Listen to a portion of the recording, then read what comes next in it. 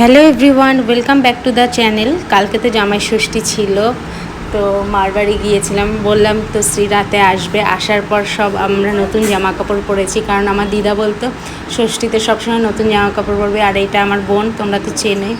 মা আমাকে পাখা দিয়ে হাওয়া দিয়েছে, তো এগুলো আমরা করলাম, খুব এনজয় করেছি শ্রী আসার পর। আর রামিকে তো ভীষণ ভালোবাসে, ওর জিজু শালি বলে কথা সে। আর মানে এরকম সব খাওয়া দাওয়া হয়েছে, মা অনেক কিছু রান্না করেছে।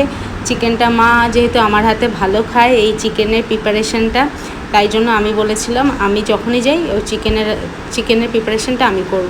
মিষ্টি দই এগুলো শ্রীনিবাস এনেছিল নিতাই সুইটস থেকে, খুব ভালো মিষ্টির দোকান। এই মিষ্টি আর দইটা ভীষণই টেস্টি, তাই ওখান দিয়ে আমরা খাই।